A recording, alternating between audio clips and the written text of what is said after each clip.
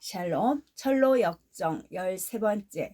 목자들이 말했다. 이 산 밑바닥에 떨어져 산산조각이 나 있는 저 사람들이 바로 그들입니다. 당신들이 보다시피 저들은 오늘날까지 매장시키지 않은 채 남겨둔 것은 다른 사람들이 산 가까이 오거나 기어오르고자 할 때 경고를 주기 위해서입니다. 또 내가 보니 목자들이 그들을 데리고 다른 산에 올라갔는데 그 산의 이름은 조심이었다. 저 멀리를 바라보라는 목자들의 말에 그들이 그곳을 바라보니 여러 사람들이 무덤 사이에서 오르락내리락 하고 있었다. 그 사람들은 맹인임이 틀림없었다. 왜냐하면 그들은 때때로 무덤에 걸려 넘어지곤 하고 또 그러면서도 거기서 빠져나오지 못하고 있었기 때문이었다. 이에 다시 크리스천이 물었다. 이것은 무슨 의미입니까? 목자들이 대답했다. 당신들은 이 산 바로 밑에서 길 왼편으로 한 초원으로 들어가는 계단식 문이 있는 걸 보셨습니까? 그들이 대답했다. 봤지요. 목자들이 말했다. 그 문 너머로 나 있는 길을 따라가면 곧장 의심의 성이 나오는데 그곳 주인은 절망 거인이지요. 무덤사에서 헤매는 자들을 가리키며 저 사람들은 당신들처럼 순례길을 떠나 그 계단식 문까지 오기는 왔습니다. 그런데 거기서 올바른 길은 매우 험하기 때문에 그들은 조원에 나 있는 길로 넘어 들어갔다가 절망 거인에게 붙잡힌 것입니다. 거인은 그들을 의심의 성으로 끌고 가 얼마 동안 지하 감옥에 가두었다가 결국엔 그들의 눈을 뽑고는 저 무덤으로 데려가 온종일 그곳을 헤매게 한 것입니다. 그리하여 지혜자의 말이 응한 셈이 되었습니다. 명철의 길을 떠난 사람은 사망의 회중에 거하리라. 그러자 크리스천과 소망은 눈에 눈물이 글썽하며 서로를 바라보았지만 목자들에게는 아무 말도 하지 않았다. 또 내가 꿈에 보니 목자들이 그들을 어떤 낮은 바닥으로 데려갔는데 그곳에는 언덕 쪽으로 문이 하나 나 있었다. 목자들은 그 문을 열고 순례자들에게 안을 들여다보라고 말했다. 그들이 보니 안에는 짙은 어둠과 연기가 자욱하였다. 그리고 그들은 불이 타는 듯한 소음과 고통당하는 자들의 울부짖는 소리를 들었으며 유황 냄새 같은 것을 맡았다. 이것은 무슨 의미입니까? 이것은 지옥으로 가는 샛길인데 위선자들이 주로 가는 길이지요. 예를 들면 예서처럼 자기의 출생 권리를 파는 자들이나 유다처럼 자기 스승을 파는 자들, 알렉산더처럼 복음을 모욕하는 자들, 아나니아와 그 아내 삽비라처럼 거짓말을 하고 속이는 자들이 들어간답니다. 소망이는 그 사람들도 한결같이 지금 우리처럼 순례의 모습을 하고 있었겠죠. 그렇지 않습니까? 예, 그렇습니다. 뿐만 아니라 꽤 오랫동안 그래 왔습니다. 저 사람들은 당시에 얼마나 멀리까지 왔다가 저렇게 비참한 상황에 빠졌습니까? 어떤 사람들은 꽤 멀리까지 왔고 어떤 사람들은 이 산에까지도 미치지 못했죠. 그러자 순례자들은 서로를 바라보며 말했다. 우리는 강하신 분에게 부르짖어 힘을 달라고 할 필요가 있군요. 예, 그리고 만약 당신들이 그 힘을 가지고 있다면 이를 사용할 필요도 있지요. 이에 순례자들은 계속 길을 나아가기를 원하였고 목자들도 그들의 소원을 받아들였다. 그리하여 그들은 산지의 끝부분까지 함께 걸어갔다. 그때 목자들이 서로 말했다. 이 순례자들이 우리의 만원경을 볼 수 있는 기술을 갖고 있다면 그들에게 전성문을 보여주는 게 어떻겠소? 순례자들이 그 제안을 받아들이자 목자들은 그들을 정명이라 부르는 높은 산으로 데려가 만원경을 주었다. 두 사람은 만원경을 들여다보았다. 그러나 목자들이 마지막으로 보여준 광경이 생각나 그들의 손을 부들부들 떨렸다. 그들의 손은 부들부들 떨렸다. 장애물 때문에 그들은 망원경으로 사물을 똑똑히 볼 수 없지만 이를 통해 대문 같은 것과 그곳의 영광을 약간 볼 수 있었다. 그리고 나서 순례자들은 다음과 같은 노래를 부르며 길을 떠났다. 이렇듯 목자들을 통하여 비밀이 계시되었으니 이 비밀은 다른 사람들에게는 감추인 것이라. 만약 누구든 깊은 것, 감추인 것, 신비로운 것을 보고 싶거든 이 목자들에게 오시오. 그들이 길을 떠나고자 할 때 목자 중 한 사람은 그들에게 길 안내도를 주었다. 또 한 사람은 그들에게 아첨쟁이를 주의하라고 일러주었다. 세 번째 목자는 마법의 땅에서 잠들지 않도록 주의하라고 당부하였다. 네 번째 목자는 하나님께서 그들을 지켜주시길 바란다고 말했다. 그러고 나서 나는 잠을 깨웠다. 17번째, 순례자들이 무지와 만난다. 작은 믿음이 강도 만난 이야기, 크리스천과 소망이 그물에 걸리다. 내가 다시 잠들어 꿈에서 보니 그 두 순례자가 전성으로 가는 큰 길을 따라 산을 내려가고 있었다. 그런데 이 산 바로 앞 왼쪽에 자만의 지방이라는 곳이 있었다. 그 지방에서부터 순례자들이 가고 있는 큰 길로 들어가는 약간 구부러진 오솔길이 하나 있었다. 거기서 그들은 쾌활해 보이는 한 젊은이를 만났는데 그의 이름은 무지로서 자만의 지방에서 오는 길이었다. 크리스천이 그에게 어디서 오며 어디로 가는지 물었다. 무지는 나는 저 왼쪽으로 조금만 가면 있는 지방에서 태어났지요. 그리고 이제 전성을 향해 가고 있는 길이지요. 크리스천이 그런데 어떻게 그 문까지 도달할 생각입니까? 거기까지 가려면 어려움이 많이 있을 텐데요. 다른 선한 사람들이 하듯이 할 겁니다. 하지만 당신은 그 문 앞에 이르렀을 때 무엇을 보이면서 열어달라고 부탁할 것입니까? 나는 주님의 뜻을 알고 있지요. 그리고 이제껏 나는 착하게 살았습니다. 다른 사람의 돈을 한 번도 떼어 먹은 적이 없으며 늘 기도하고 금식하고 11조를 바치고 자선을 베풀었으며 전국으로 가기 위해 고향을 떠나왔습니다. 그러나 당신은 이 길 어귀에 있는 좁은 문을 통해 들어오지 않고 저 구부러진 오솔길을 따라 들어왔지요. 그래서 당신이 자신을 어떻게 생각하든 심판날에 오면 천국에 들어가기는커녕 도둑이요 강도라고 책망받지나 않을까 두렵습니다. 신사분들, 당신네는 나에게 전혀 낯선 사람이요. 나는 당신들을 알지 못합니다.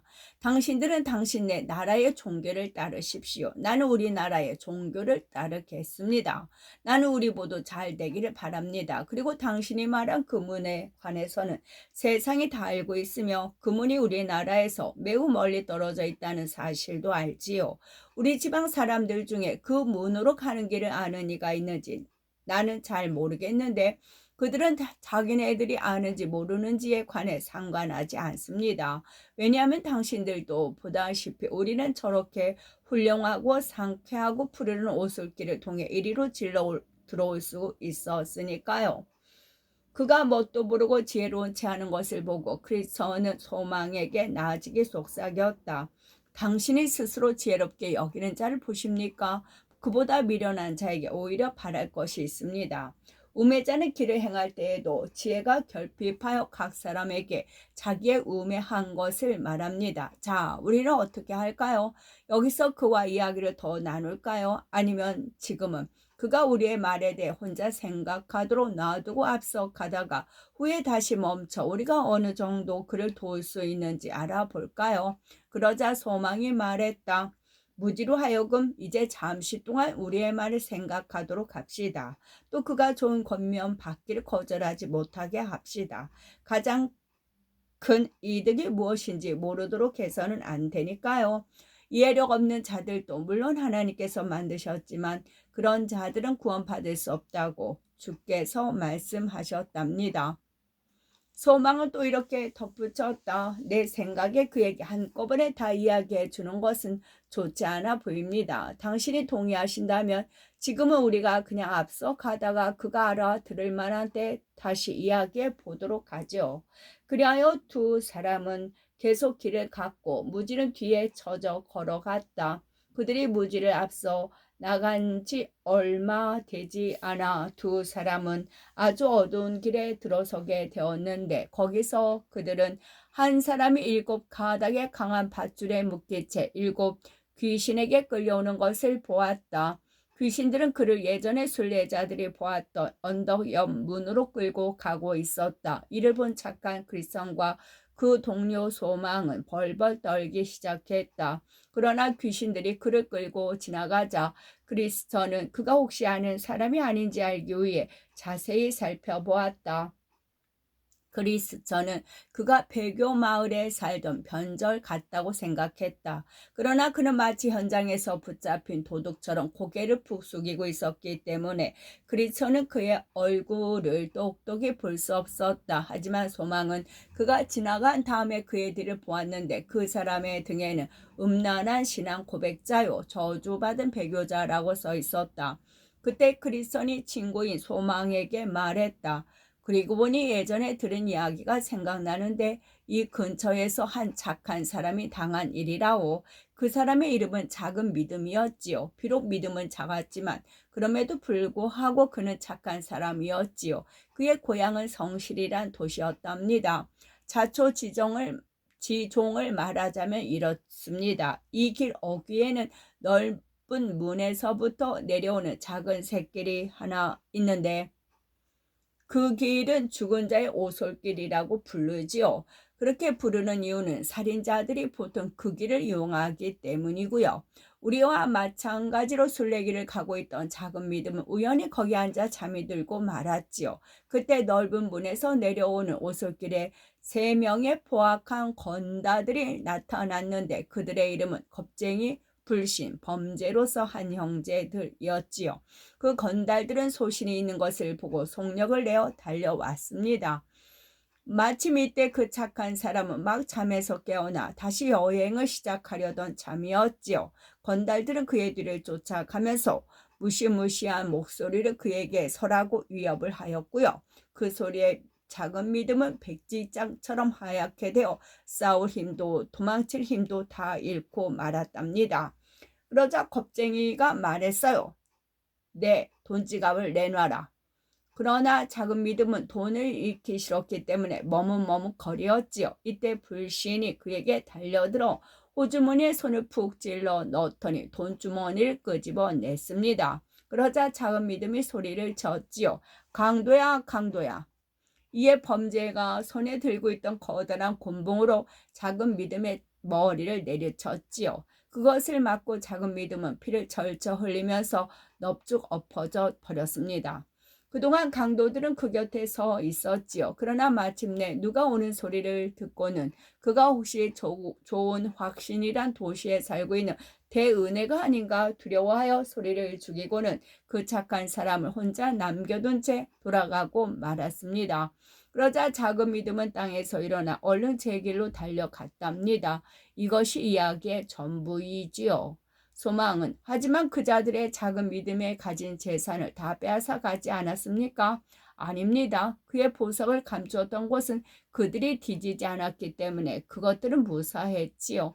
그러나 내가 들은 바에 의하면 그 착한 사람은 자기 생활비의 대부분을 잃어버렸기 때문에 많은 고생을 했답니다. 강도들이 가져가지 않은 것으로는 내가 방금 이야기한 대로 보석들과 또 얼마 안 되는 잔돈이었는데 그 잔돈으로는 여행을 끝까지 해나가기가 충분하지 못하였지요.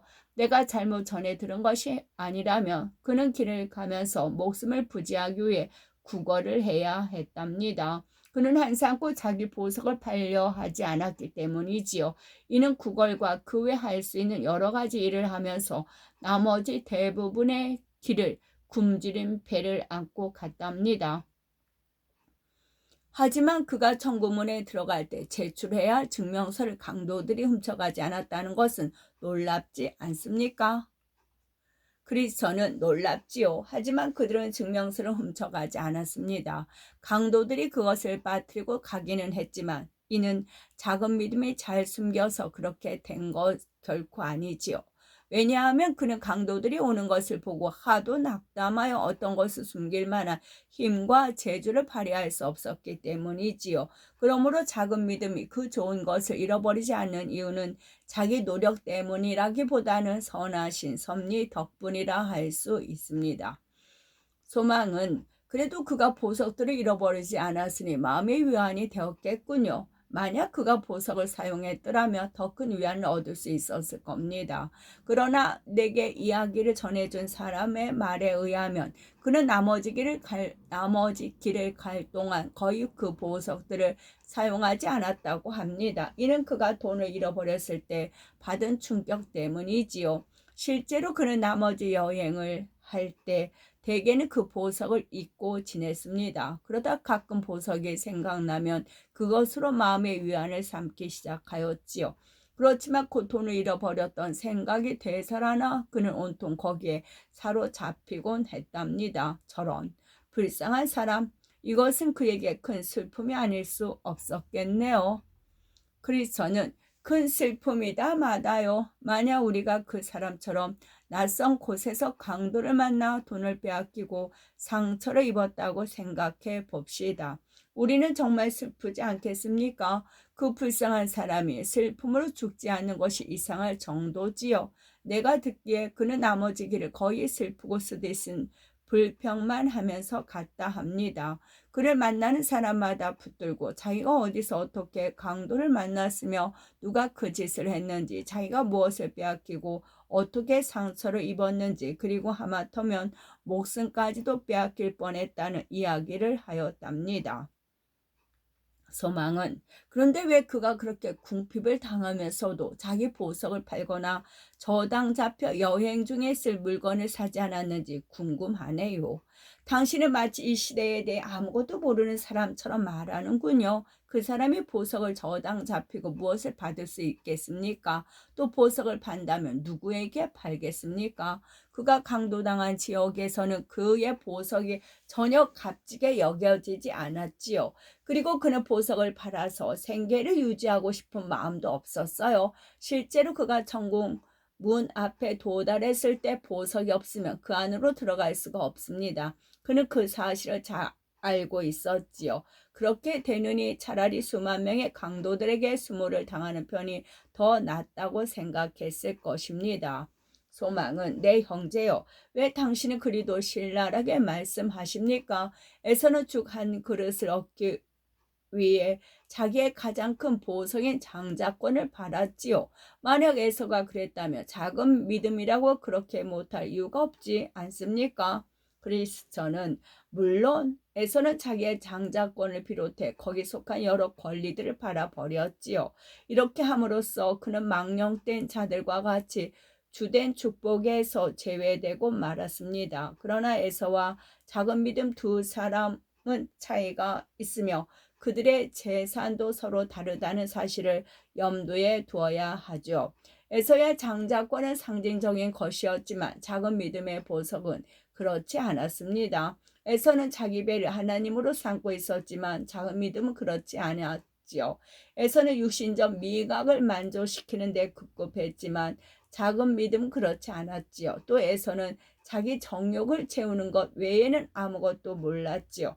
내가 죽게 되었으니 이 장자의 명분이 내게 무엇이 유익하리요? 그러나 작은 믿음은 비록 믿음은 작았지만 그 작은 믿음 덕분에 그러한 방종을 멀리할 수 있었고 장자권을 판 에서처럼 자기 보석들을 팔지 않고 이를 보면서 기쁨을 얻을 수 있었던 것입니다. 당신은 어디선가 에서가 믿음을 갖고 있었다는 말씀을 읽어본 적이 있습니까? 아마 없을 겁니다. 그에게는 작은 믿음조차도 없었죠. 그러므로 그는 다만 육체에 따라 행동하고 믿음이 없는 자는 이럴 수밖에 없습니다. 자기의 장자권과 영혼과 그의 모든 것을 지옥의 악마에게 버린다 할지라도 놀랄 것은 별로 없습니다. 왜냐하면 이는 마치 발정난 암나귀의 경우와 같기 때문이지요. 그 성욕에 대해 누가 그것을 막으리요? 그들은 일단 마음이 정욕에 붙잡히면 물불을 가리지 않고 행합니다. 그러나 작은 믿음은 전혀 다른 기질을 갖고 있었지요. 그의 마음은 신성한 것을 사모했습니다. 또 그의 삶은 영적인 것과 하늘에 내려오는 것들을 유지되었지요. 그런 이런 기질을 가진 사람이 설사 꼭 사야 할 것이 있다 할지라도 자기의 보석을 팔아 헛된 것들로 그 마음을 채우려 할 리가 있겠습니까? 사람이 건초 더미로 자기 배를 채우기 위해 돈을 쓰겠습니까? 혹은 산비둘기를 설득해 수탉처럼 썩은 고기만 먹고 살도록 할 수 있겠습니까? 믿음 없는 자는 육신적 정욕 때문에 자기의 가진 바와 또 자기 자신까지도 완전히 팔아버리거나 저당 잡힐 수 있을지 몰라도 믿음 곧 구원의 믿음을 갖고 있는 자는 아무리 작은 믿음을 갖고 있을지라도 그런 일을 하지 않습니다. 그러니 내 형제요, 그런 생각은 당신의 잘못입니다. 소망은 잘못을 인정합니다. 하지만 당신의 엄격한 생각이 저를 거의 화나게 만들었습니다. 그리스도는 당신은 마치 머리 위에 조개 껍질을 얹고 한 번도 안 가본 길을 이리저리 달려가고자 하는 쾌활한 종류의 새 같다고 할 수 있습니다. 하지만 그 이야기는 이제 넘어갑시다. 우리가 토론한 내용을 곰곰이 생각해보면 당신과 나 사이의 관계가 온전히 회복될 것입니다. 소망은 그렇지요, 크리스천. 내게 이런 생각이 듭니다. 그 세 명의 강도도 다만 겁쟁이들에 불과했지요. 그렇지 않았다면 그들이 누군가 다가오는 소리에 도망을 쳤겠습니까? 그런데 작은 믿음은 왜 좀 더 대범한 마음을 갖지 못했을까요? 내 생각으로는 그들과 한번 싸움을 벌여보고 정 대책이 없으면 그때 항복해도 되었을 텐데요. 그들이 겁쟁이라고 많은 사람들이 말하지만 실제로 그러한지 시험해 본 사람은 별로 없지요. 그리고 대범한 마음을 언급하셨는데 작은 믿음에게는 그러한 마음이 전혀 없었습니다. 내 형제여, 당신의 말을 들으니 만약 당신이 그런 일을 당하면 한번 싸워 본 다음에 항복했을 것이라는 뜻 같군요. 하지만 지금 당신 배가 부르고 그 자들이 우리로부터 멀리 떨어져 있으니까 그런 생각을 하는 것이지, 만약 그들이 실제로 우리에게 나타난다면 생각이 달라질 겁니다. 그리고 다시 또 생각해 봅시다. 그들은 행위를 터는 강도에 불과하지만 그들이 섬기는 왕은 믿없는 구덩이, 곧 무적행의 주인이지요. 그 왕은 필요하면 친히 자기 부하들을 돕기 위해 나타나기도 하는데 그의 음성은 우는 사자의 소리와 같지요. 나도 이 작은 믿음 씨가 당한 일과 비슷한 일을 당한 적이 있는데 참 무시무시한 일이었지요. 그새 악한이 달려들자 나는 그리스도인답게 저항하기 시작하였지요. 그런데 그 자들이 소리를 지르자 그들의 주인이 나타났어요. 그때 나는 속담에 이른 대로 내 생명을 헐값에 넘겨버리려고 하였지요. 그러나 하나님의 도우심으로 나는 증거의 갑옷을 입게 되었지요. 그 전부터 나는 하나님의 도구로 쓰임받아 왔지만 사나이답게 저신하는 것이 얼마나 힘든 일인지 그때 처음 알았습니다. 싸움에 직접 참가해 보지 않고서는 어느 누구도 자신이 어떻게 싸울 것이라고 자신 있게 말할 수 없습니다. 소망은 그렇지만 당신도 알다시피 그 자들은 대은혜라는 사람이 오는 줄 생각하고는 도망가지 않았습니까? 그렇지요. 대은혜가 나타나면 그들뿐만이 아니라 그들의 주인도 종종 도망을 칩니다. 놀랄 일이 아니지요. 왜냐하면 그는 우리 임금님의 투사니까요. 그런데 당신은 작은 믿음과 임금님의 투사 간의 어떤 차이점을 발견할 수 있을 겁니다. 임금님께 복종하는 자들이 모두 그의 투사가 되는 것은 아니지요. 어떤 이들은 아무리 노력해도 투사들이 거두는 전공 같은 것을 결코 세울 수 없습니다. 어린아이가 다윗처럼 골리앗을 물리칠 수 있다고 여깁니까? 또 굴뚝새한테 황소와 같은 힘이 있을 수 있다 여깁니까? 어떤 이들은 강하고 어떤 이들은 약합니다. 어떤 이들은 큰 믿음을 갖고 있고 어떤 이들은 작은 믿음을 갖고 있지요. 작은 믿음 씨는 약한 사람이었고 그러기에 난관에 부딪혔던 겁니다. 작은 믿음 대신에 대은혜 씨가 있었으면 좋을 것을, 설사 그가 있었을지라도 몹시 힘겨웠을 겁니다. 왜냐하면 대은혜 씨가 아무리 무기를 잘 쓴다 할지라도 그가 그들 발끝으로 겨누고 있을 때에만 그들을 막을 수 있지요. 그러나 겁쟁이와 불신과 또 한 사람이 그를 보유한다면 일은 몹시 어려워집니다. 그들은 그의 발을 걸어 넘어뜨리려 할 테니까요. 사람이 쓰러지면 무엇을 할 수 있겠습니까? 대은혜 씨의 얼굴을 자세히 살펴보면 상처와 흉터들이 많이 있는데 그것들이 내가 한 말에 좋은 증거들이 됩니다. 예, 나는 언젠가 그가 이런 말을 하는 것을 들었지요. 당시 그는 전투 중이었습니다. 우리가 힘을 지나도록 심한 고생을 받아 살소망까지 끊어졌도다. 이 불안당들과 그 동료들이 다윗을 얼마나 고통스럽게 하고 고민하게 하고 화나게 했는지 아십니까? 해만과 히스기야도 역시 당시에 큰 투사였지만 그들의 공격을 물리치기 위해 무진 애를 써야 했는데 그럼에도 불구하고 그들의 겉옷은 저들에 의해 못쓰게 되고 말았습니다. 베드로는 한때 자기가 주님을 위해 할 수 있는 일이라면 무엇이든 하겠다고 나서곤 하였지요. 그래서 어떤 사람들은 그를 가리켜 사도들의 대장이라고 부르기도 했지만 불안당들이 그를 요리조리 통제함으로써 결국 그는 보잘것없는 소녀까지 두려워하게 되어 버렸습니다. 한편 아칸의 왕은 그들의 호각 소리에 늘 귀를 기울이고 있었지요. 그래서 소리를 못 듣고 지나치는 적이 없었습니다. 아칸들이 공경에 처하면 가능한 한 그는 그들을 돕기 위해 달려옵니다. 그 왕의 관에서는 이렇게 이야기되지요. 칼이 그곳에 꽂혀도 소용이 없고 창이나 투창이나 화살촉도 꽂히지 못하는구나. 그것이 쇠를 지푸라기같이 노슬 썩은 나무같이 여기니 화살이라도 그것을 물리치지 못하겠고 물맷돌도 그것에게는 겨같이 되는구나. 몽둥이도 검불같이 되고 창을 던지면 우습게 여기는도다. 이러한 경우에 사람이 무엇을 할 수 있겠습니까? 그러나 그에게 항상 욥의 말이 있고 또 그 말을 달 수 있는 용기와 기술이 있으면 그는 큰 일을 성취할 수도 있습니다. 그 말에 관해서는 이렇게 기록되어 있지요. 말의 힘을 네가 주었느냐? 그 목에 휘날리는 갈기를 네가 입혔느냐? 네가 그것으로 메뚜기처럼 뛰게 하였느냐? 그 위험스러운 콧소리가 두려우니라. 그것이 골짜기에서 발굽질하고 힘있게 기뻐하며 앞으로 나가서 군사들을 맞대 두려움을 모르고 겁내지 아니하며 칼을 대할지라도 물러나지 아니하니 그래 그의 머리 위에서는 화살통과 빛나는 창과 투창이 번쩍이며 땅을 삼킬 듯이 맹렬히 성내며 나팔 소리에 머물러 서지 아니하고 나팔 소리가 날 때마다 힝 울며 멀리서 싸움 냄새를 맡고 지휘관들의 호령과 외치는 소리를 듣느니라. 그러나 우리 같은 하인들은 원수와 만나기를 바라지도 말고 다른 사람들이 공경에 대한 이야기를 들을 때 우리라면 더 잘할 수 있었으리라고 의시되지도 맙시다. 그리고 우리가 남자답다는 생각에 스스로 의뭇해하지도 맙시다. 왜냐하면 그러한 자는 대개 시험을 당할 때 더 큰 어려움을 당하기 마련이니까요. 내가 앞에서 언급했던 베드로는 허황된 마음의 충동을 받아 다른 모든 사람은 다 주를 버릴지라도 자기만은 주를 위하여 싸우겠다고 말하며 의시됐지만 저 악한들에 의해 베드로만큼 희롱당하고 쫓김당한 사람이 어디 있겠습니까? 그래서 왕의 대로에 그러한 강도들이 나타났다는 말을 들을 때 우리는 두 가지 일을 해야 한다는 생각이 듭니다.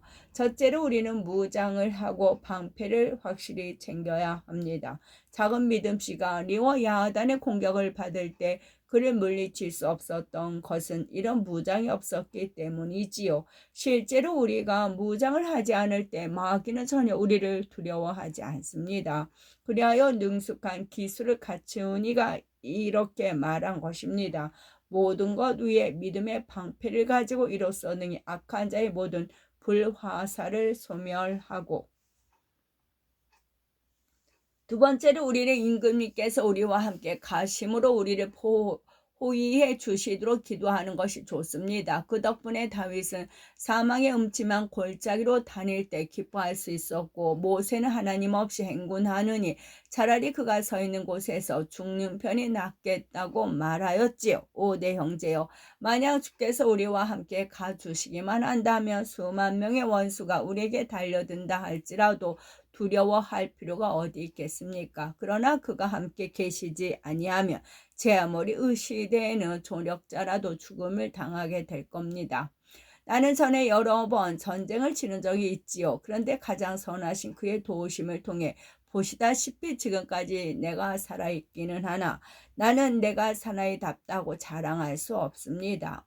우리가 아직 모든 위험을 다 벗어나지는 못했지만 내가 바라기는 이제 더 이상 원수들의 공격을 받지 않았으면 좋겠습니다. 그러니 사자와 곰이 아직 나를 삼키지 못하였으니 하나님께서 다음번 한리없는 블레세인들부터 나를 건져 주실 겁니다. 그리고 나서 크리스천은 다음과 같이 노래하기 시작했다. 불쌍한 작은 믿음씨 강도들에게 둘러싸여 강도를 당했구려. 믿은 자들은 누구나 이를 기억하고 더 큰 믿음을 갖도록 하시오. 그리하면 수만 명이 달려들어도 능히 물리칠 수 있으며 누구라도 당신을 이길 수 없을 것이라오. 그들은 계속해서